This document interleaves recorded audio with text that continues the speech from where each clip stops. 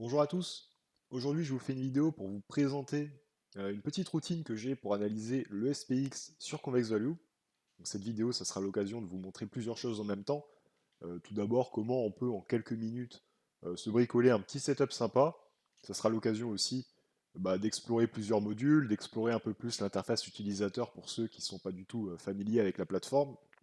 Et puis, si au passage, je peux partager quelques astuces de paramétrage, et ben ça fait plaisir. Donc bah voilà, on va commencer. Alors, on va essayer d'aller à l'essentiel, histoire de prendre directement les informations qui vont nous intéresser pour la session en cours. Et bah voilà, on est parti. Alors, on va ouvrir un nouveau workspace. Ça, on va supprimer. Ça aussi. Alors, on va commencer par analyser l'Open Interest. Donc, on ouvre un module Joy. Donc, comme vous pouvez le voir, on a par défaut l'Open Interest d'Apple sur toutes les expirations. Vous voyez que chaque date ici c'est une expiration, donc on va modifier ça. On va mettre SPX à la place. L'OI, donc on est bon, c'est l'Open Interest. Tous ces paramètres là, je ne vais pas les toucher pour le moment. L'expiration, je vais mettre celle d'aujourd'hui. La range, pour afficher plus ou moins de strike autour du spot, je vais mettre 6. HB, c'est pour paramétrer la range directement sur le graphique. Bon, vu que je l'ai mis sur 6, ça sert à rien de rajouter ça par-dessus. Ça encombre pour rien. Donc voilà, donc là on a l'Open Interest du SPX entre les strikes 6260 pardon, et 7040. Donc je vais faire un truc que j'aime bien faire, c'est splitter le module. Donc ça c'est vraiment une liberté que vous avez avec Convex Value, c'est de pouvoir splitter vos modules comme vous voulez, d'ouvrir autant de modules que vous voulez. Qu'après, faut bien les organiser. Mais bon voilà, c'est quand même un gros plus de la plateforme. On va le laisser un peu plus gros quand même pour le moment. Voilà. Pour que ça soit plus lisible sur la vidéo. Donc qu'est-ce que je vais faire pour le moment? Alors, d'abord, les pics bleus sont des poutres, les pics jaunes sont des cols. Après, aucun moyen de savoir si c'est des cols vendus ou des poutres vendues. Bon, on va juste dire que c'est des poutres achetées et des cols achetés, et ça sera très bien pour le moment. Donc vous voyez que là, il y a une sorte, pas vraiment un net, mais vous voyez que là, on a 321 000 puts contre 2000, enfin 248 000 calls, donc une dominance des puts. Voilà, première information. Donc la ligne rouge, c'est le spot. Et moi, ce que j'aime bien faire, c'est de flip l'open interest pour mettre les puts en négatif. Ok, donc ça va nous permettre en fait d'avoir les puts vers le bas et les calls vers le haut. Et par-dessus, ce que je vais faire, c'est que je vais mettre le paramètre honnête. Et qu'est-ce qu'on va voir avec ce paramètre? On va voir qui domine quoi. Donc là, qu'est-ce qu'on voit? On voit qu'on est dans un environnement dominé par les puts, tout simplement. Ok, donc on voit ici que le flip se fait à partir de 6745 et que là, on commence vraiment à être dans un environnement dominé par les calls. Alors que ici, c'est l'inverse. On est dans un environnement dominé par les puts. Alors ça ne veut pas dire que le prix va baisser, mais on va dire que c'est un facteur aggravant. Ok, on va continuer euh, l'analyse en étoffant avec un peu plus de modules, mais pour l'open interest, on a déjà notre première information, nous sommes dans un environnement dominé par les puts.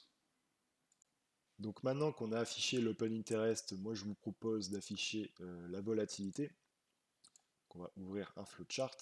Alors ça sert à rien de l'avoir en trop grand. Je vais le modifier, je vais mettre déjà le SPX à la place du SPY. Ici, c'est là où on enlève et on ajoute des paramètres, donc je vais tout enlever et mettre juste la volatilité. Et puis, on va lancer. Alors, qu'est-ce qu'elle nous raconte, cette volatilité?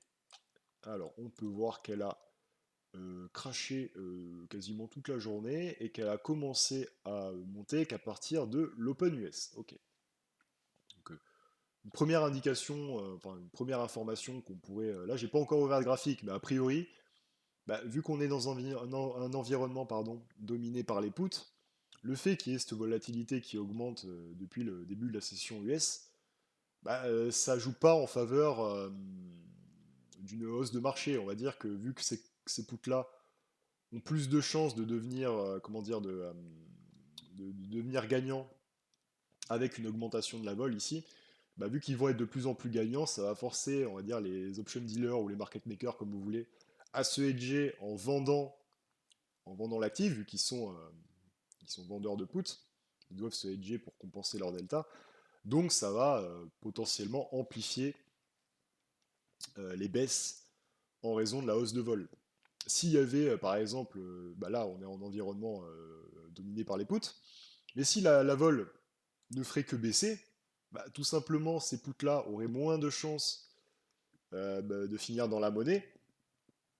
Donc tout simplement, il y aurait, on va dire, un débouclage des hedges qui se ferait de façon mécanique. Donc forcément, le prix remonterait, alors même qu'on est dans un environnement dominé par les puts. Donc a priori, bon, je vais ouvrir TradingView, mais je pense que le PA tire un peu la langue. Ouais, bon voilà, ok. Donc là, on est en 15 minutes, on va se mettre en 5 minutes, et ben vous voyez que depuis le début de la session, bah, on fait que baisser, quoi. Donc après, bon, la vol y est pour quelque chose, ça c'est sûr. Ça, bon, voilà, c'est un facteur aggravant, mais ça ne suffit pas pour vraiment dire que voilà, c'est juste ça qui a provoqué la baisse, cet environnement de put dominant qui a provoqué la baisse du SP500 depuis le début de la session. Ok, donc on va continuer. Donc voilà, donc l'open interest et la vol, c'est check. Alors, qu'est-ce qu'on peut faire ensuite? On peut, par exemple, mettre l'IP range que j'ai présenté succinctement dans une vidéo que je vous invite à aller voir. Donc, on va mettre le XPX, expiration aujourd'hui et demain. Et on va mettre directement le range, enfin les IP, les bornes là, sur le graphique.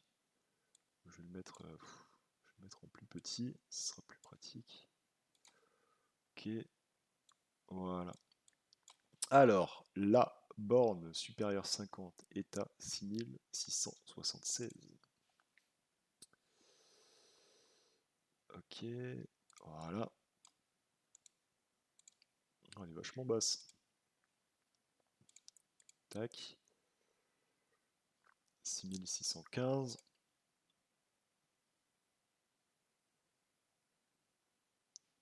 Ok.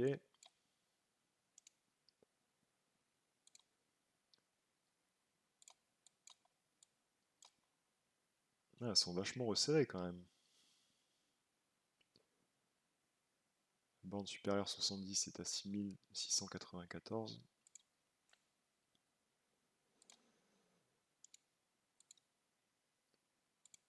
Voilà. Et la dernière est à 6595.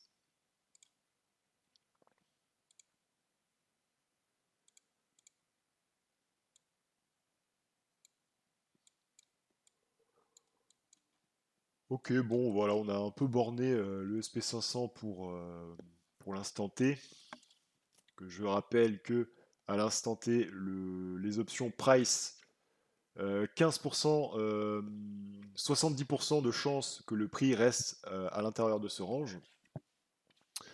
Donc bon, voilà, hein, on est sur des bornes qui, je pense, sont en train de se resserrer, parce que normalement, après un mouvement baissier, elles devraient être bien plus basses, par expérience. Et il ne devrait pas y avoir de retracement trop profond. En tout cas, c'est peu probable si on regarde les bornes. Donc voilà, bon, on a fait le tour de ça. Pas la peine de en parler plus. J'ai fait une vidéo sur ce sujet. Qu'est-ce qu'on peut analyser de plus? Eh ben, je pense qu'on pourrait commencer à regarder les Greek Exposure. Alors, on va se mettre des joys. C'est avec les joys qu'on analyse. Que je vais mettre le SPX. On va se mettre une petite DXOI, donc Delta Exposure, sur la journée d'aujourd'hui. Et en range, on va mettre 4. Et on va enlever ce paramètre. Voilà. Oula. J'ai pas le droit. Hein? Ah, j'ai pas mis le SPX. Ok. Ah bah merde. Voilà. On est bon là, non? Ah oui, j'ai quand même pas mal fait d'oubli. Donc ça, on enlève. Ça, on met 4. Honnête. Et puis, on va voir comment se comporte la DXOI. Ok, donc là, on est sur une delta exposure full négative. On a vraiment un risque directionnel baissier, donc ça corrobore assez bien ce qui est en train de se passer durant la session. Sauf que bon, on commence à arriver sur l'extrême. Donc, si on était ici, par exemple, au niveau de ce strike-là, il y aurait quand même un peu plus de jus pour qu'on aille plus loin. Là, vu qu'on arrive sur le bord, donc il reste un peu de, euh, de delta exposure négative, mais bon, c'est voilà, on n'est pas au début du mouvement, quoi. A priori, pour l'instant, ça ne devrait pas non plus aller trop trop loin. Donc après, ça c'est pour l'open interest. Donc je rappelle que c'est la delta exposure fois l'open interest, mais on peut afficher la delta exposure sur le volume tradé aujourd'hui. Et là, qu'est-ce que ça va nous montrer? Ça va nous montrer un peu la même chose, ok? Donc on est toujours sur une delta. Après, je vais le mettre en plus grand. Voilà. Donc voilà, on est sur le pic de delta exposure négative de la journée d'aujourd'hui. Comme pour la DXOI, on n'est pas vraiment sur le début. Ce qui pourrait être pas mal, c'est qu'on soit ici pour chercher un peu plus de short. Mais bon, pour l'instant, on va dire que bon, il en reste pas mal. Mais bon, voilà. Et le risque directionnel baissier, je pense, est entre guillemets derrière nous. Ok. Donc là, ce qu'on peut faire, c'est analyser au niveau du gamma, par exemple. Donc, je vais